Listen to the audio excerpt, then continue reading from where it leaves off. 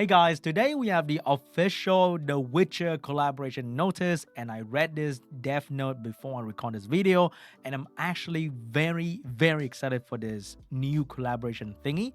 We have the collab of the dev story where they go through all the process and all the stuff that Com2us always do. Not too important. Not gonna lie, the art looks really good. I know the Com2us version is gonna look even better. Like, I can already imagine how good they will look, but this is not bad. I think the faces, the hair, the color is amazing. The mage looks really sexy, and I just like the whole vibe going on over here, and it looks really good.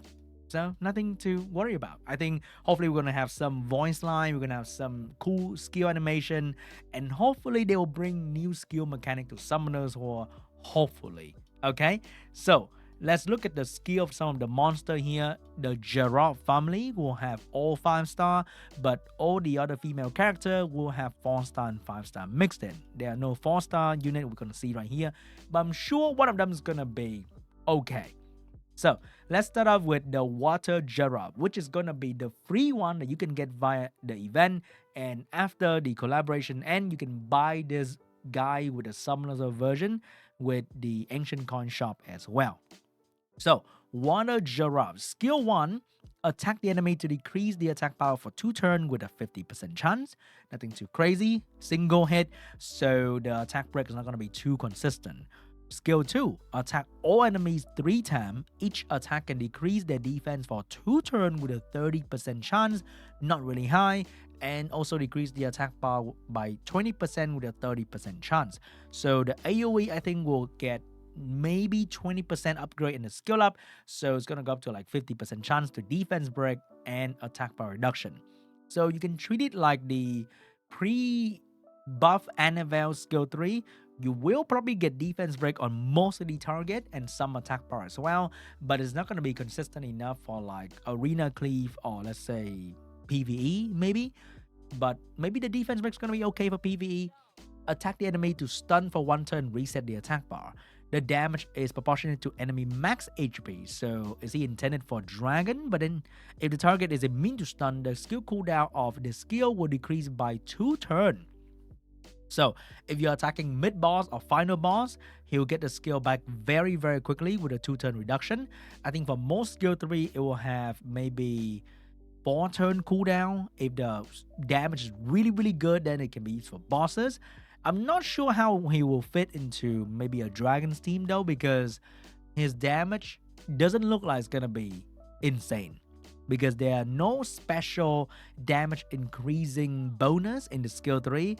It's just shorter cooldown, and max HP is not going to be good for PvP, and the stun and the reset attack bar may be okay, but not a huge fan. He has a lot of utility in the unit though: attack break, defense break, attack bar reduction, and stun.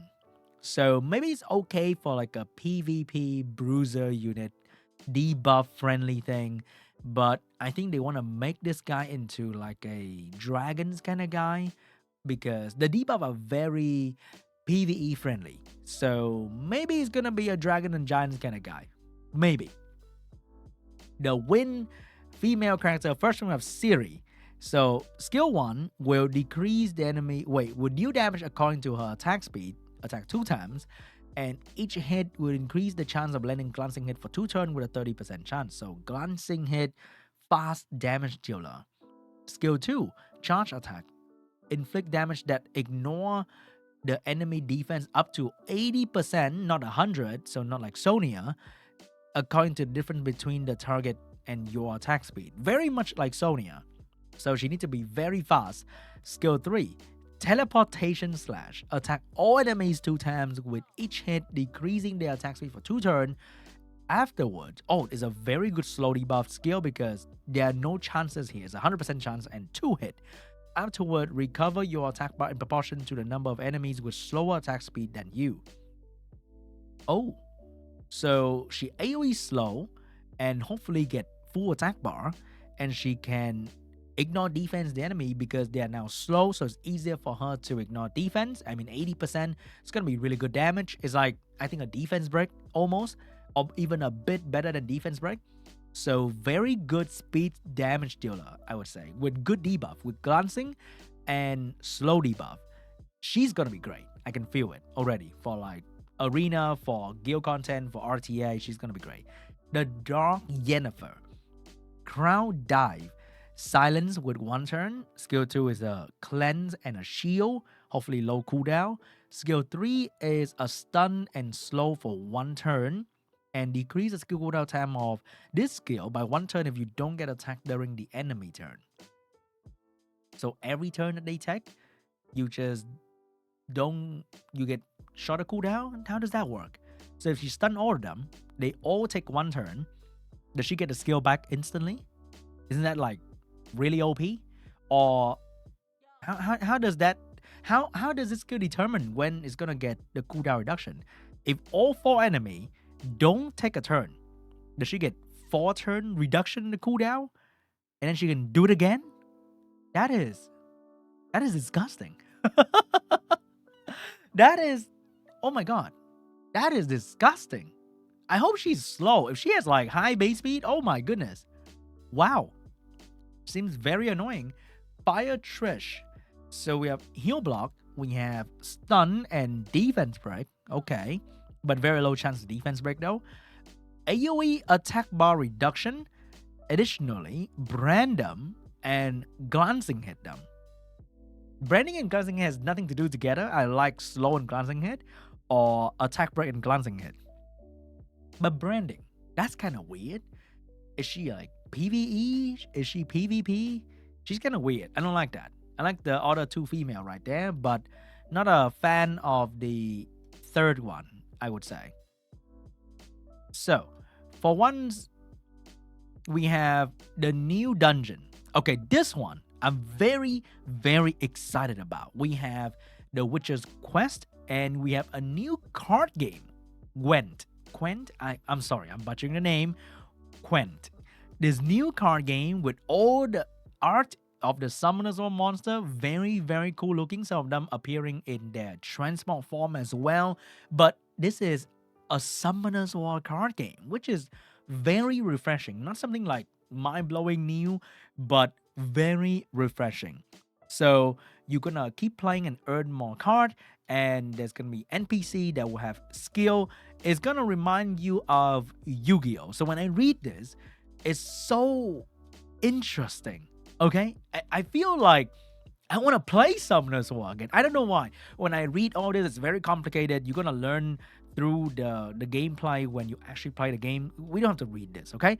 Just know that it's gonna be a card game. And there are going to be battlefield card, there's gonna be attack card, range, damage dealer, and support card, and there's going to be buff and debuff, and you just play a pretty cool card game. And when I read it, it's like, whoa, it's like a new PvP mode in Summoners War that has nothing to do with your rune quality, your whatever, your farm. It's just a new PvP thing that if you play against like the best G3 player in the world, but if you're smart about it, you can beat them and it's like within Summoners War, which is like kind of cool. I hope this thing will stay in Summoners War after the collab ends. As like a side PvP thing, you can also earn some small currency to buy some new scrolls. It's not gonna be too crazy. It's not gonna be super competitive. But I'm just so excited when I read this. When I read through all the rules, when I read through what you can do with your deck building and all that good stuff, it's like, whoa! It's so refreshing. It's still turn-based, so you're not gonna need to have high reaction speed, whatever. Not, it's not like an action game, right? It's still a turn-based game. You will still use your cool summoners or monster, and it's not like a new game when you have to like reinvent things, like you have to play Summoners of Lost Centuria, whatever, right? It's like in Summoners, so it's not too complicated. I feel it's gonna be fun and exciting to play, and when you play, you will gain free stuff, and that is just so cool. I can't wait to play this card game thingy. It's gonna be so much fun. Okay, you clear one stage, you get mystical scroll, and then the more you play, the more you will gain new cards with your deck, and you can gain stuff in here.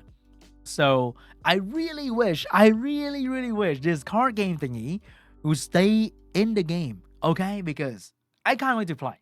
It looks so interesting, looks so fun, and it's been a while since I read a Death Note. I'm like, whoa! It's not like some lame quality of life thingy that's like cool to have. It's it's something new that will actually make me think, and that is like, wow, dude. When I read this, when I was having dinner with my wife, I was just so happy. I was just so happy about this. I don't know if you are. I'm not sure. Maybe you think I'm lame, but I'm just very happy about this. Okay. And we have the collab exclusive dungeon. It's gonna be the, I think this is called the roguelike or roguelite. I'm not too sure, but it's gonna be like a labyrinth mode where you just defeat the stage, you gain buff, and you will also get free monster. You don't even need to be really good at the game. You can enjoy this if you are new to the game, because I think that's the whole point. Like the fan of the other series will come in and they'll try summoners so they can play this dungeon and they can use the support monster. If you know how the mechanic works, then you can definitely beat everything without the need for strong monster, because they'll give you support monster, they'll give you buff along the way and all that stuff. So the dungeon boss will be the monster from the Witcher series, which looks very cool and exciting. They're like beast. We can have these. These are like summons on monster. We have like a tree. We have like a minotaur kind of thing. I think I don't know, a deer. And we have like a bird eagle looking guy. And they're gonna be strong. I think they said Veramo's gonna be great here because the boss gonna put continuous damage on you. So all early game players should fuse Veramos at the start and bring Veramos with the monster that you can get for free in this mode, and it's gonna be great. And you're gonna get a lot of free stuff in here, like runes, crystal, devilmons, and all that good stuff. And the Witcher collab monster will appear in TOA, in appear in Rivals. It's gonna be emojis, and that's gonna be cool. A cinematic video and all that good stuff. And they will get a new Witcher scroll as well. That looks very cool. And you're gonna get the Witcher unit. They're gonna provide the scroll in the event as well, so you can get some of the scroll for free. And Water Gerard will be free, and it will not be added into the summoning pool.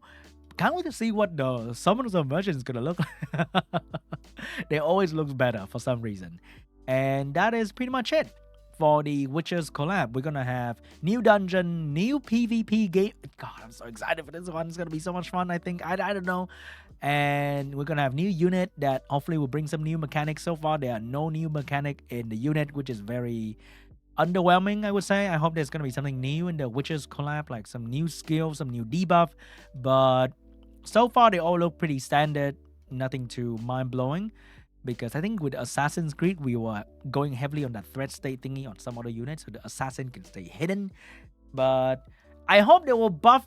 Hey, can you buff the assassin, like the free assassin from the last collaboration, to make him good as well? This guy looks like he's gonna be usable, unlike the other assassin guy. Alright guys, thank you so much for watching. I am excited as hell, and I'll see you guys in the next one. Bye bye.